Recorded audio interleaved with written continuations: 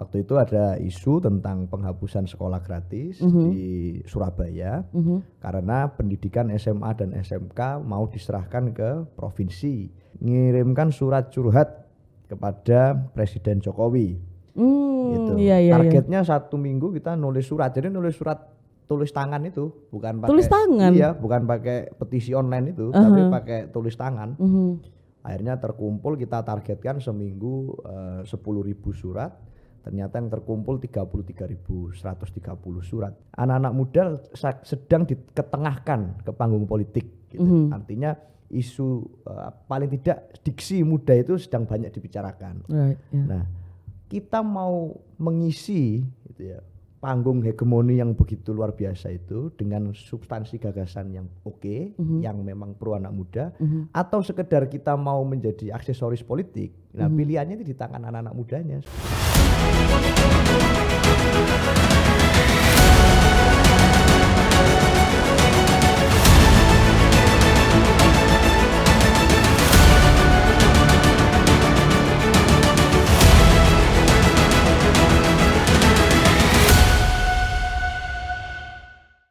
Halo Tribuners, kembali lagi dalam podcast Mata Lokal Memilih bersama saya Cindy. Dan kali ini saya tidak sendirian, ada kedatangan satu tamu spesial yang menyempatkan untuk hadir dalam studio kami di Tribun Jatim Network. Selamat datang Mas Aryo Seno Baskoro. Ya, terima kasih. Terima kasih. Ya, terima kasih banyak sudah menempatkan waktunya yang sungguh sangat luar biasa sibuk sepertinya Mas. Enggak lah, kita mahasiswa ya. Oke teman-teman, jadi Mas Seno ini adalah caleg PDIP Dapil 3 untuk DPRD Kota Surabaya. Tapi bukan cuma itu saja, kesibukannya yaitu Mas Seno ini masih menjadi mahasiswa jurusan Ilmu Politik Universitas Negeri Airlangga atau UNER. Ya. Betul ya Mas ya? Betul. Semester berapa Mas Seno? Sekarang saya di semester 6. Semester 6. Insya Allah kalau lulus bentar lagi 7. Oh iya, kok kalau lulus? Iya.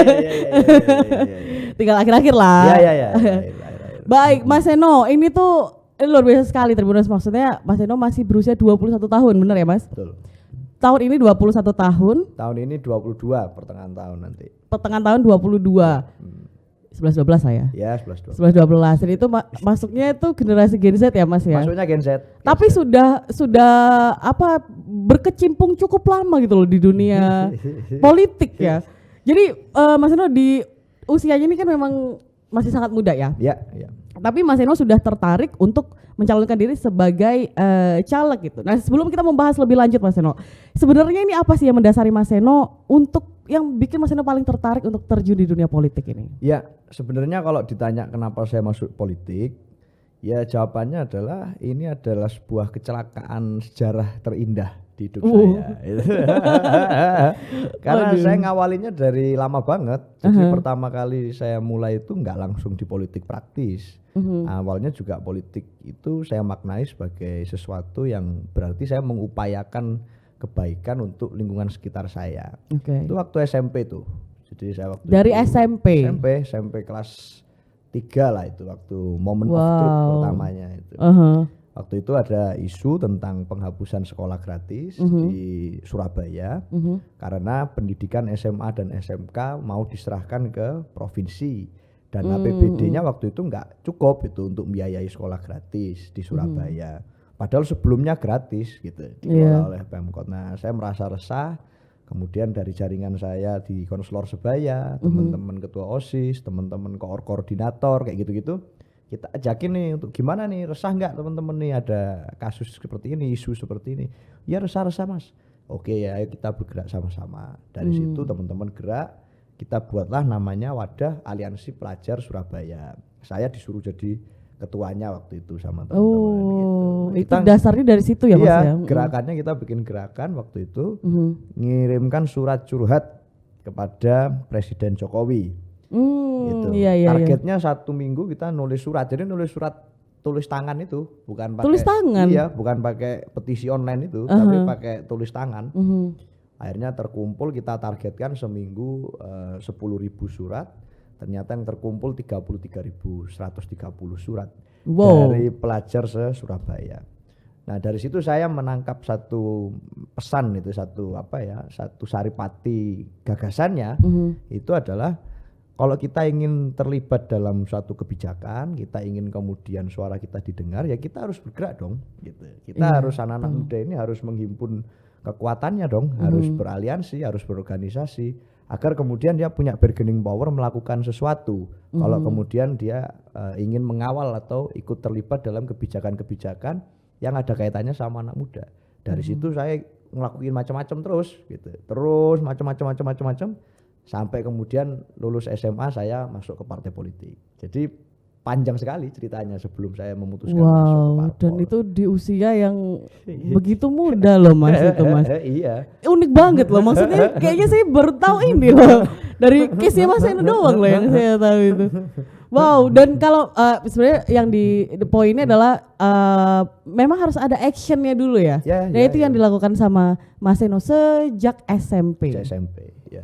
Oke, Mas Eno, terus kemudian itu yang mendasari Mas Eno ya untuk tertarik di dunia politik. Betul. Tapi saya sebenarnya terinspirasi Mbak. Artinya itu bukan cuma saya sendiri yang melakukan itu. Saya itu dulu kenapa kok nekat gitu ya melakukan itu, karena saat saya baca sejarah kayak namanya para founding father kita, Bung Karno, terus Bung Hatta, Syahrir Tan Malaka, semuanya lah. Mereka itu berpolitik di usia sangat muda, di usia belasan tahun. 16 tahun Bung Karno itu sudah nulis, sudah pidato.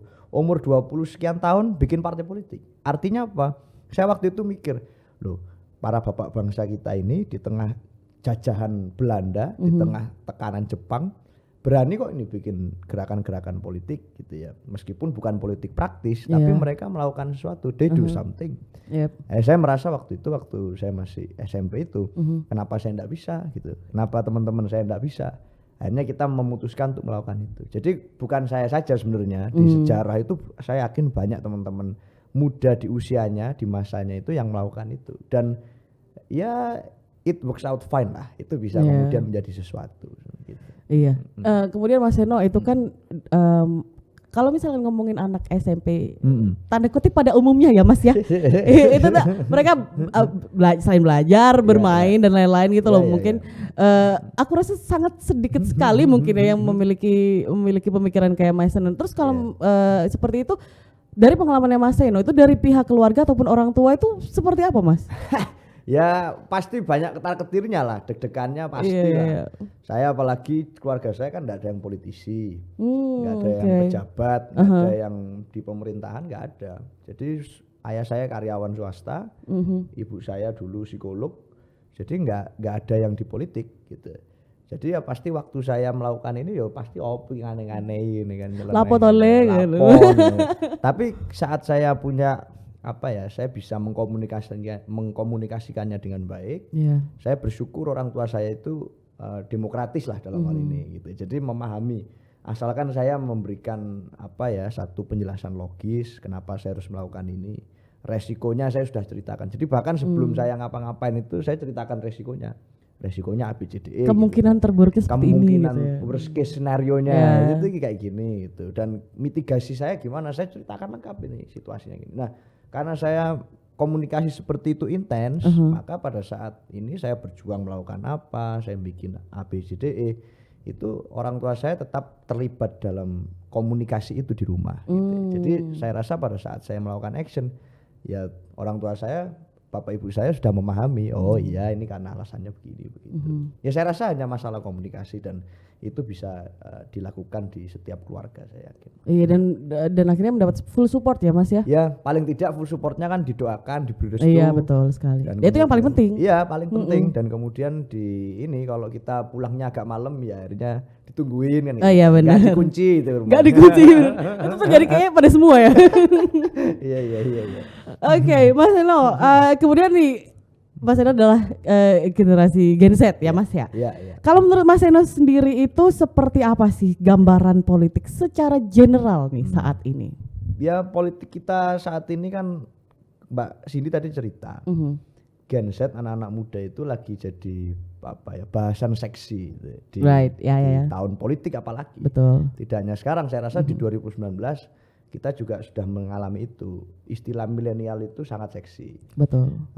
Tahun ini istilah Gen Z sangat seksi, betul. Meskipun milenial juga masih seksi. Nah, tapi ini kan ada ya perbedaan platform lah. Kalau misalnya 2019 itu pemilu Instagram gitu. 2024 ini pemilu TikTok kan gitu. Betul. Jadi ada perubahan platform itu. Tapi istilah apa ya, spirit kemudaan itu masih jadi satu komoditas yang seksi. Nah, dari sini sebenarnya kita bisa memandangnya dari beberapa sisi. Sisi pertama adalah ini adalah sebuah momentum. Anak-anak muda sedang diketengahkan ke panggung politik gitu. Artinya isu paling tidak diksi muda itu sedang banyak dibicarakan.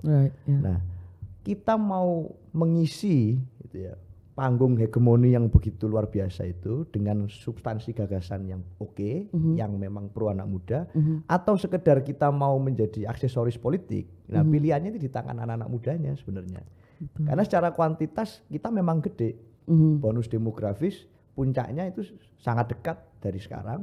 Kemudian bicara tentang 2045 semangat 100 tahun kemerdekaan Indonesia yang diisi anak-anak muda, ini kita lagi pada momentum itu. Nah, kalau kita kemudian hanya mau jadi aksesoris politik, sekedar ditampilkan karena apa namanya mewakili anak-anak muda, itu boleh saja. Tapi kan apa hanya ingin seperti itu?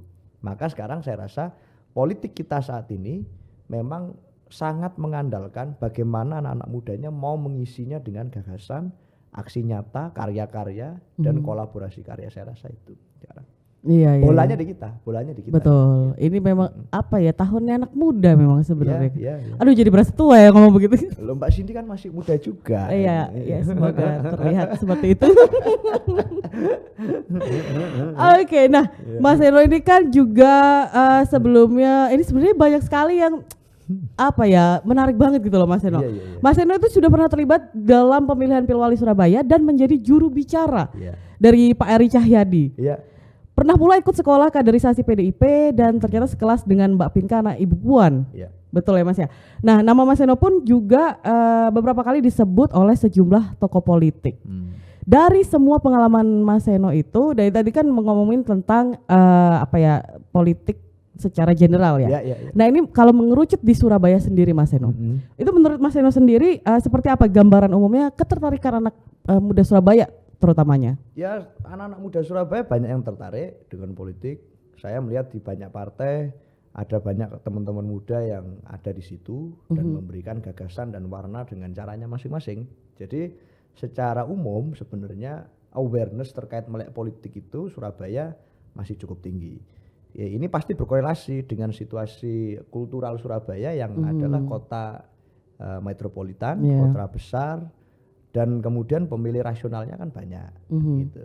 Saat bicara pemilih rasional, maka ya mau tidak mau pasti mereka menyadari bahwa politik itu penting dan impactful pada kehidupannya.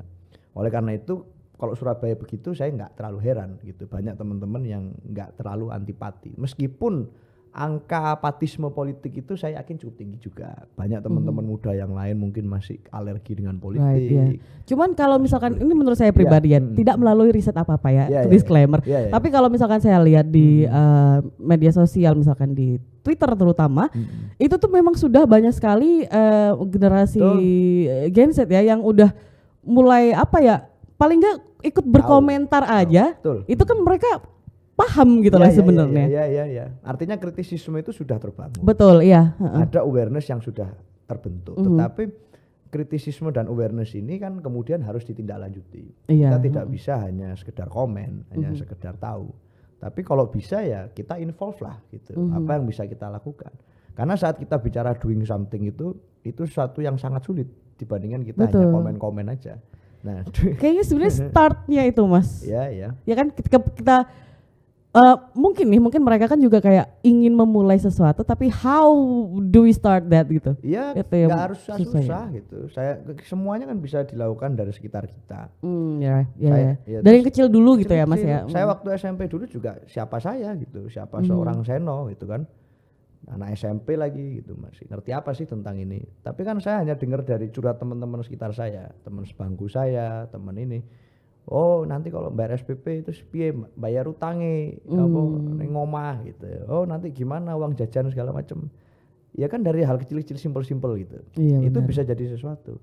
Di luar negeri pun sama seperti itu. Greta Thunberg itu kan keren juga bicara tentang climate change misalnya. Nah itu hal-hal yang kita rasain kok itu. Dan pada saat kita resah, benar-benar resah, maka pemikiran untuk doing something, apa yang kemudian kondisi yang tidak ideal ini kita ubah menjadi ideal. Nah ini pasti kepikiran gitu. Tapi awalnya harus resah dulu nih. Kalau kita nggak resah, kita hanya sekedar marah-marah aja, ya kan? Di medsos kita marah-marahin A, marah-marahin B, nggak ngapa-ngapain ya repot juga. Maka ya tidak ada yang berubah gitu. Nggak ada yang berubah. Ya mungkin hanya mengandalkan orang lain untuk melakukan perubahan itu. Tapi orang lain itu kan belum tentu anak muda gitu, dan seleranya belum tentu sama dengan anak muda. Maka aku rasa ya yang paling baik adalah kita sendiri yang menginisiasi itu. Salah nggak apa-apa, namanya masih muda.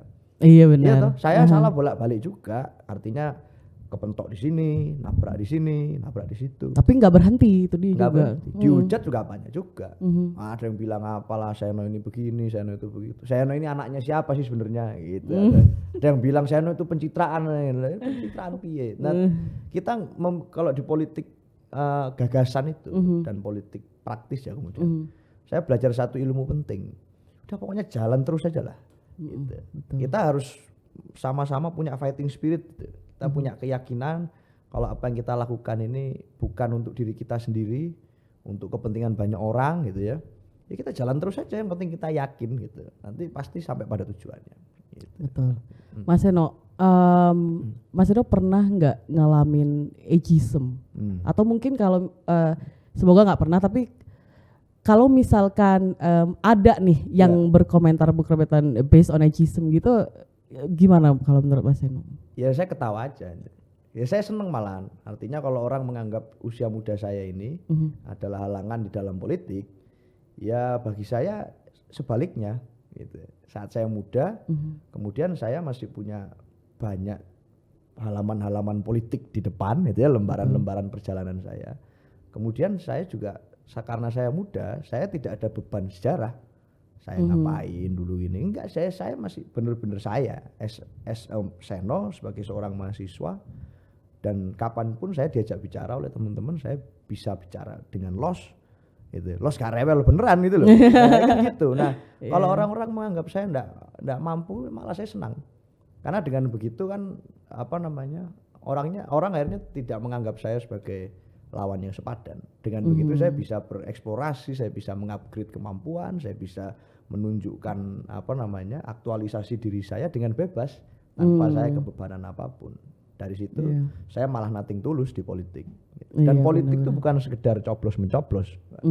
Saya paling nggak sepakat dengan gambaran bahwa politik itu hanya sekedar bilik suara itu 5 tahun sekali. Every day, setiap hari kita ngapain, kita ketemu orang, kita memperjuangkan apa, kita berpihak pada siapa, itu politik. Gitu. Dan itu terjadi setiap hari. Ada tidak ada pemilu, kita akan dituntut untuk berpihak pada siapa, kita dituntut untuk resah terhadap sesuatu, kita dituntut untuk ikut terlibat menjadi solusi dari sesuatu. Dan itu semua politik. Maka menjabat atau tidak, terpilih atau tidak, bagi saya hanya konsekuensi, bukan orientasi. Gitu. Wow, iya benar. Tapi padahal kalau mungkin bisa bedakan, sebenarnya itu malah menjadi benefit tersendiri. Ya, benefit kan ya Mas. Ya, cuman memang nggak dipungkiri juga, mungkin ada juga seperti Mas Seno tadi bilang, ada beberapa omongan-omongan yang tidak begitu baik. Gitu. Dan itu biasa. Buat politisi itu orang harus dibully, harus biasa dicaci maki gitu. Itu malah jadi vitamin. Kalau kita cuma dipuji-puji doang gitu, wah nggak bagus ini, nggak enak ini. Demokrasi kita memang harus seperti itu. Artinya kalau politisi itu sudah tahan dibully, sudah tahan dicaci maki, ya dia akan fokus gitu. Apa sih yang ingin dia lakukan gitu. Nah, resiko lah gitu digituin itu. Tapi jadi vitamin untuk kita untuk terus berbenah. Aku rasa itu. Iya, wow. Jadi vitamin ya malah. Vitamin. Suplemennya itu dibully begitu. Oke, aku tadi tuh Mas salah fokus Mas, ini tadi lihat Mas Seno itu. Apa itu? Ini Mas coba begini. Oh ini. Nah iya.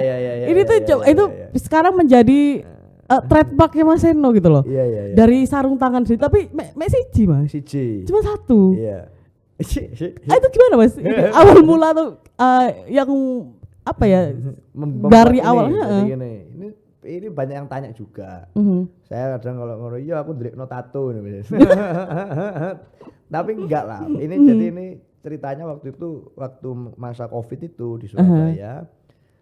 Saya bikin sebuah relawan namanya Relawan Surabaya Memanggil yang ikut menjadi support system untuk Pemkot Surabaya. Karena aparatus Pemkot itu waktu itu banyak yang kena Covid. Oh gitu. iya Jadi iya kan iya. penanganan Covid-nya jadi nggak maksimal di puskesmas, di supir ambulan, waktu bikin vaksin massal, di asrama haji dan seterusnya. Kita menghimpun relawan-relawan, anak-anak muda, volunteer untuk membantu Pemkot, ya nyupiri ambulan dan macam-macam lah banyak ceritanya. Nah saya waktu itu jadi koordinatornya. Nah karena saya waktu Covid itu ya saya minta restu ke orang tua kan, ini yang lainnya di rumah. Benar, gitu, ya. Saya harus keluar. Susah nggak Mas? Tapi kayaknya kalau orang tua Mas Seno tahu Mas Seno seperti apa? Oh tapi itu komunikasinya kalau nggak salah 3 malam sendiri tuh. 3 malam. Oh iya sih memang. Iya. Iya kan waktu itu bener. Kan taruhannya nyawa. Krusial sekali soalnya waktu itu. Iya iya iya. Saya pulang ke rumah kan setiap hari. Betul.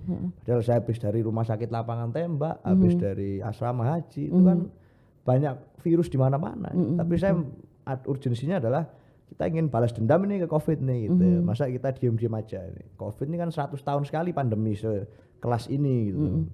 Kita pada saat hidup di masa itu banyak orang butuh, ya we have to do something gitu. Kalau hanya dari rumah waktu itu saya nggak merasa afdol itu, masa masih muda kita imun masih bagus.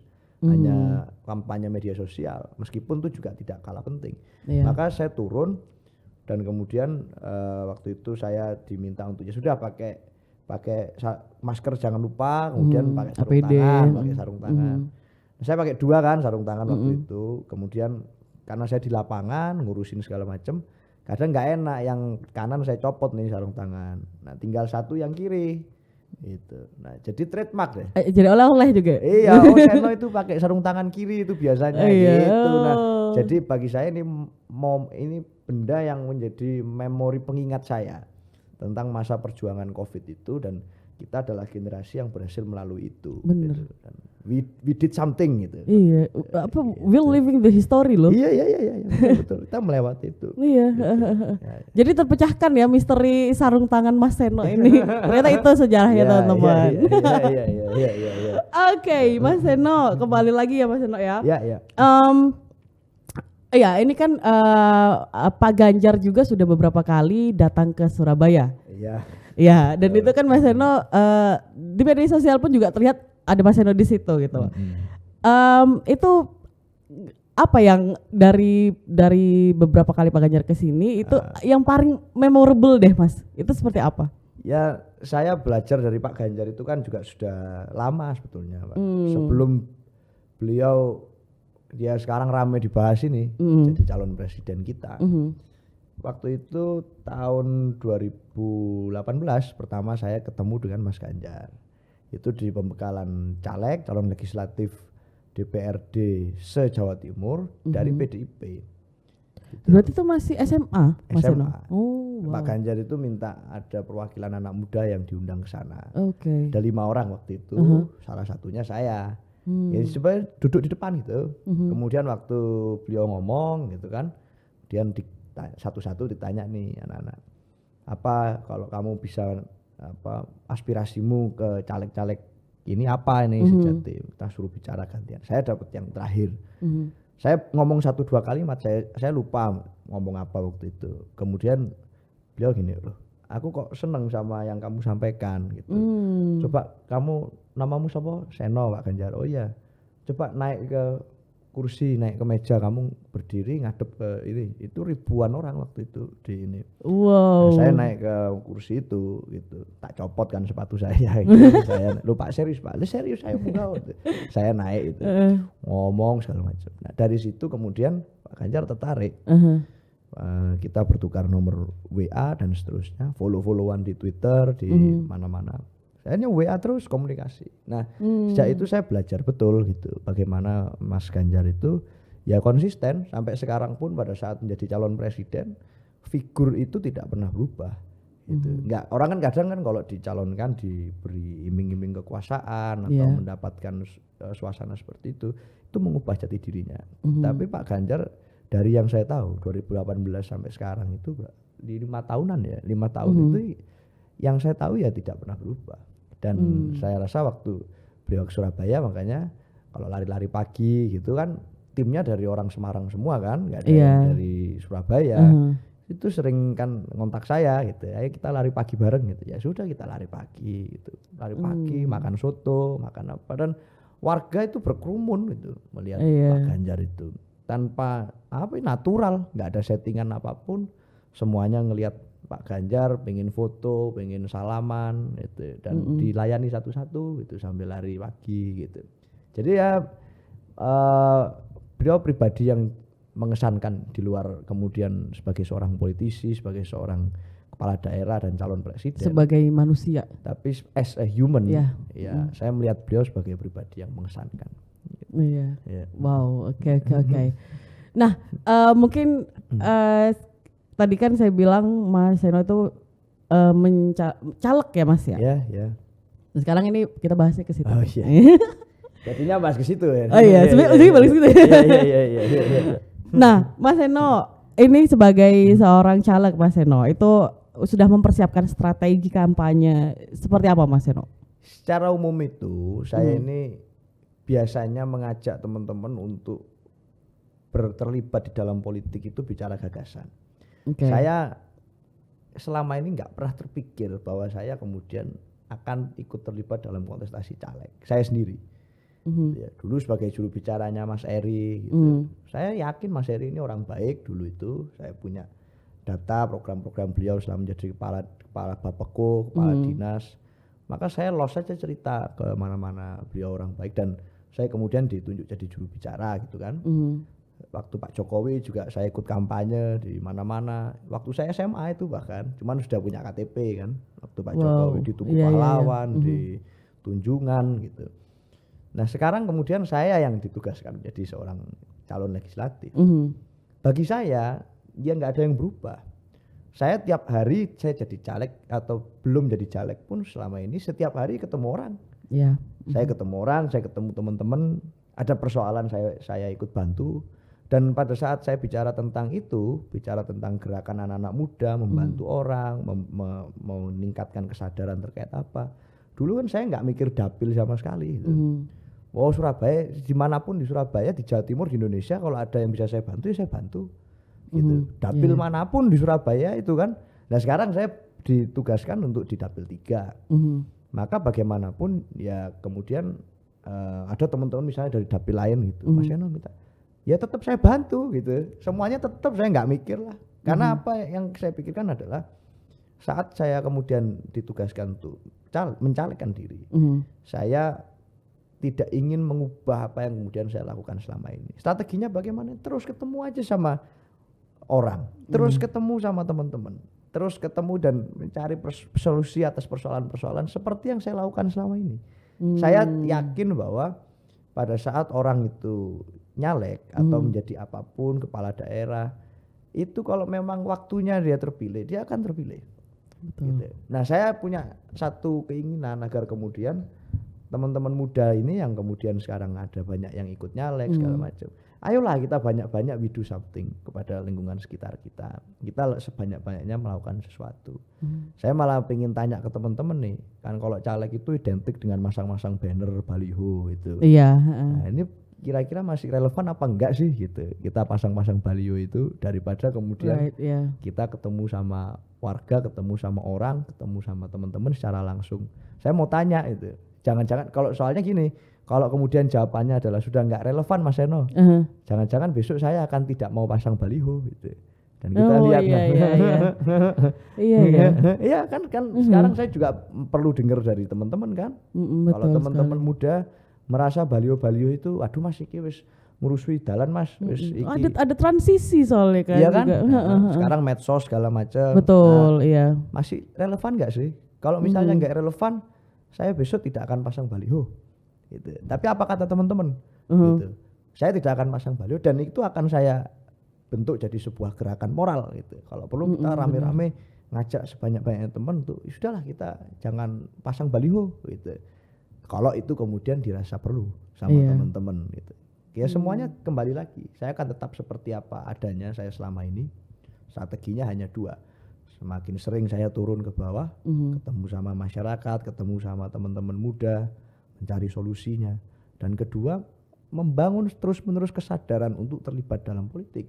Tidak hanya sebagai aksesoris, tapi sebagai aktor, sebagai yang terlibat langsung di dalam mendrive perubahan itu sesuai dengan selera zaman dan semangat zaman.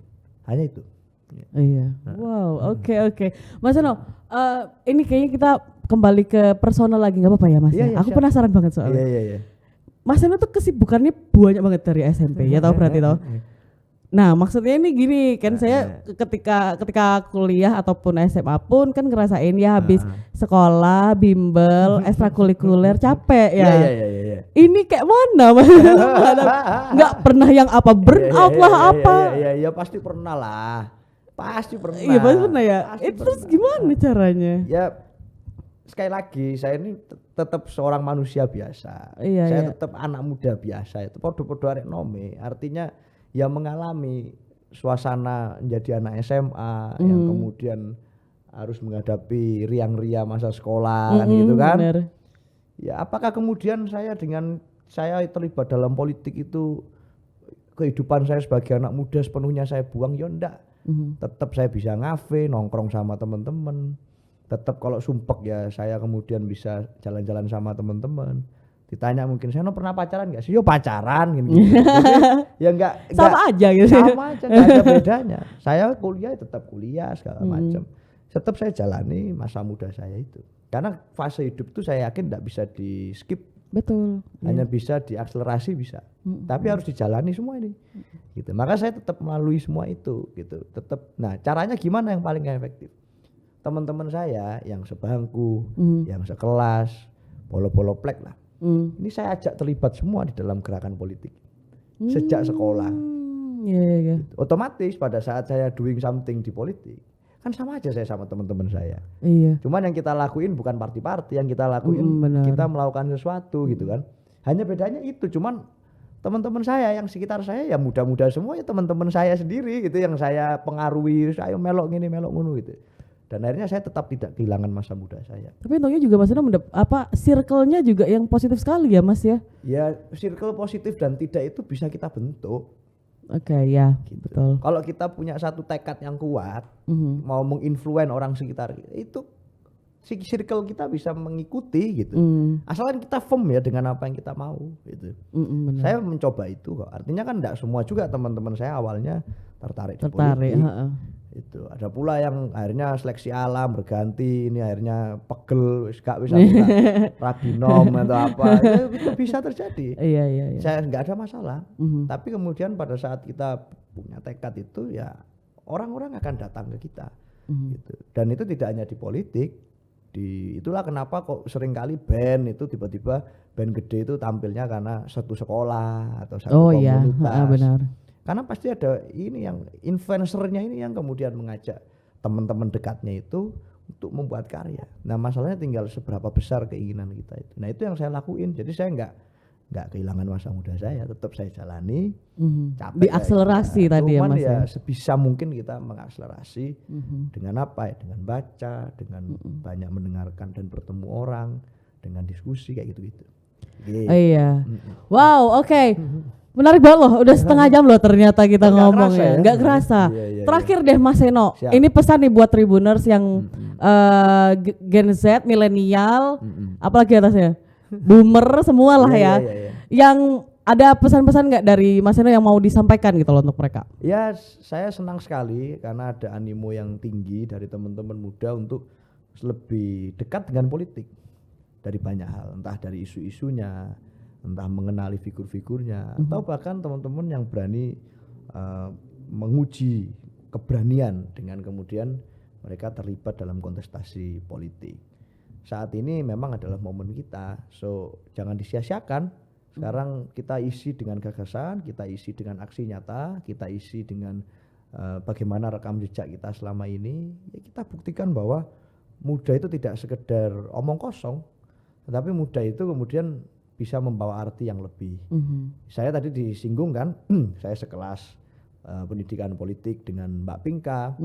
Itu satu pendidikan politik di kelas itu dengan di PDI Perjuangan. Banyak teman-teman muda yang lain juga gitu. Dan saya senang sekali melihat ada keseriusan kawan-kawan itu. Di partai saya kan kemudian kaderisasi itu digarap serius, artinya ya harus paham ideologinya, harus apa segala macam, programnya, cara juang. Dan teman-teman tertarik itu untuk ikut itu gitu. Usianya muda-muda, saya 20-an tahun. Paling tua 30-an sekian. Nah, itu menjadi satu optimisme bahwa kemudian politik kita itu tidak hanya bicara tentang bacok-bacokan gitu, kera-keran kan gitu kan, korupsi gitu. Benar. Ada sisi lain yang kemudian perlu kita highlight sama-sama, dan itu hanya bisa dilakukan kalau teman-teman muda itu konsisten dan komit pada semangatnya untuk kemudian being a part of the solution, tidak menjadi being a part of the problem. Saya rasa itu. Bagus sekali ya terakhir tuh ya. Kita menjadi being part of the solution ya Mas ya. Baik, terima kasih banyak Mas Yono untuk waktunya sekali lagi, sudah menyempatkan hadir, dan semoga lancar lah ke depannya ya Mas Yono ya. Yang terpenting adalah sehat dan bahagia. Amin. Ya itu harus itu. Bahagia itu. Ojo lali happy. Iya benar, itu utama juga. Iya. Baik Tribuners, kembali lagi nanti di podcast selanjutnya. Saya Cindy pamit undur diri, sampai jumpa dan terima kasih.